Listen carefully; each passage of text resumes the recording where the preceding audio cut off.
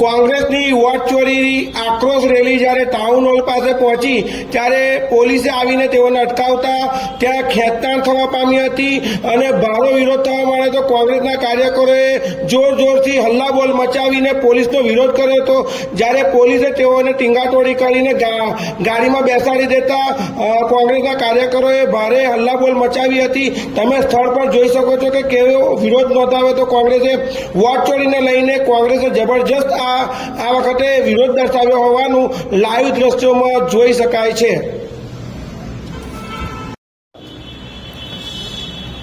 Live દ્રશ્યોમાં તમે જોઈ શકો છો કોંગ્રેસના વરિષ્ઠ નેતા ભરતસિંહ સોલંકી, આણંદ જિલ્લા કોંગ્રેસના પ્રમુખ અલ્પેશ પડિયાદ, નગરપાલિકાના વિરોધ પક્ષના એક વખતના નેતા સલીમ દિવાન, જાવેદ ડોક્ટર, પલકબેન વર્મા સહિતના નેતાઓ, ઇનુસભાઈ મુખી, લઘુમતી આગેવાન સહિતના જે નેતાઓ હતા એ નેતાઓને ટીંગાટોળી કરીને પોલીસે જબરજસ્તીથી ગાડીમાં બેસાડ્યા હોવાનું લાઈવ દ્રશ્યોમાં તમે જોઈ શકો છો।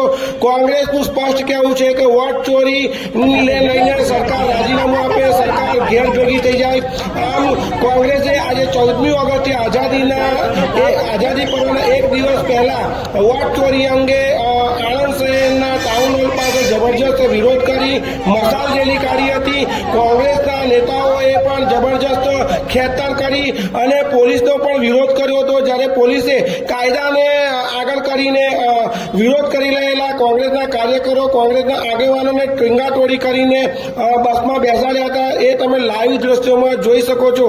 ઘણા વખત પછી કોંગ્રેસ આ પ્રકારે ગ્રાઉન્ડ ઉપર ઉતરી હોવાનું જોવા મળી રહ્યું છે।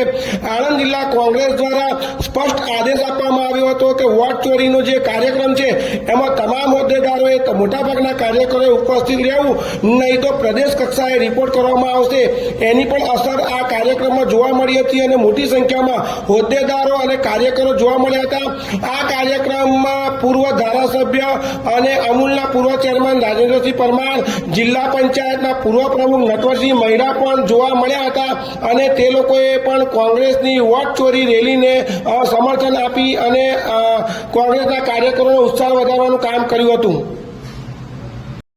રેલીની શરૂઆત ભરતસિંહ સોલંકીના આગેવાની હેઠળ જિલ્લા કોંગ્રેસ કાર્યાલય ગ્રીડથી શરૂ કરી અને કોંગ્રેસના ધ્વજ લઈને મોટી સંખ્યામાં કાર્યકરો નેતાઓના વડપણ હેઠળ ચાલતા ટાઉન હોલ સુધી પહોંચ્યો હતો। ટાઉન હોલે પત્રકારોને સંબોધ્યા હતા અને કાર્યકરો ત્યાં ભેગા થયા હતા અને એમણે વોટ ચોર, ગદ્દી છોડના નારા લગાવ્યા હતા અને ત્યાંથી ચાલતા તેઓ મશાલ રેલી શરૂ કરી અને ટાઉન હોલની આગળના ગેટ સુધી પહોંચ્યા હતા અને ત્યાં પોલીસ આવી પહોંચી હતી। પોલીસે બસ આડી ઊભી કરી અને કોંગ્રેસના કાર્યકરોને, કોંગ્રેસના આગેવાનોને રોક્યા હતા।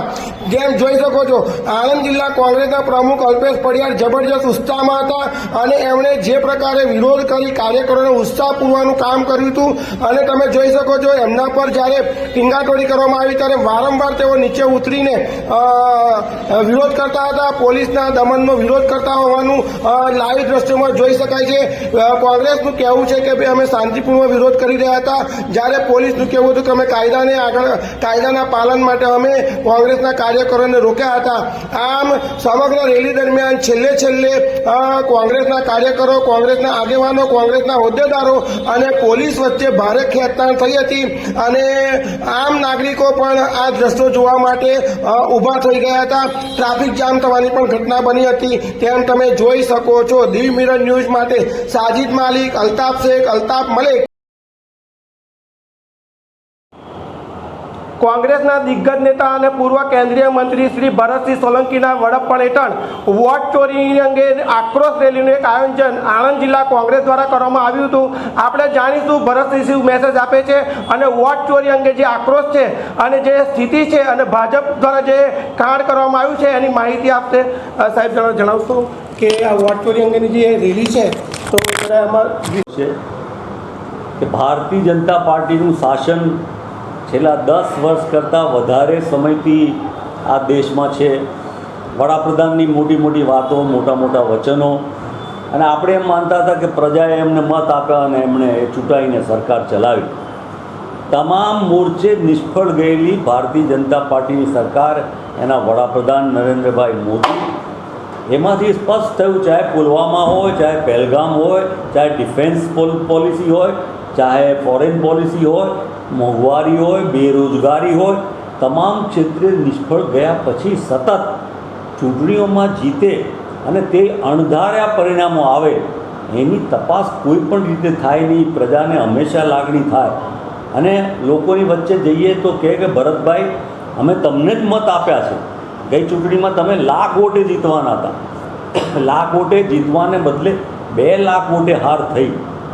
અને આ વાત સમગ્ર દેશમાં થઈ અને રાહુલજીએ આ મુદ્દાને ધ્યાનથી ઉપાડ્યો, એની ઝીણવટભરી તપાસ કરી અને તપાસમાં જે માલુમ પડ્યું કે તમામ ક્ષેત્રે ઈવીએમ મશીનથી લઈ મતદાર યાદીઓ, બોગસ મત, ખોટા સરનામા, એક જગ્યાએ વધારે અને બધી જ રીતે ફોર્મ 6 સહિતમાં જે ગોટાળા કર્યા એ બહાર આવ્યા.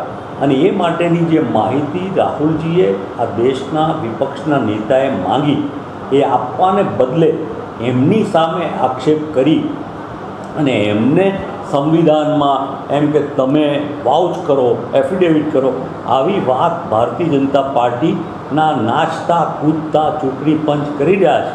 એની સામે આજે આ વોટ ચોરીની વાત લઈને કોંગ્રેસ પાર્ટી, આણંદ જિલ્લા કોંગ્રેસ પાર્ટી નીકળી છે. જી સોલંકીશ્રીએ ભાજપની કેન્દ્ર સરકાર ઉપર આકરા પ્રહારો કર્યા હતા. વોટ ચોરી હોય કે પુલવામા હોય, તેમણે સ્પષ્ટ શબ્દોમાં કેન્દ્રની ભાજપ સરકારને વખોડી હતી. અલ્તાફ શેખ સાથે સાજિદ માલિક, દીવ મિરર ન્યૂઝ, આણંદ.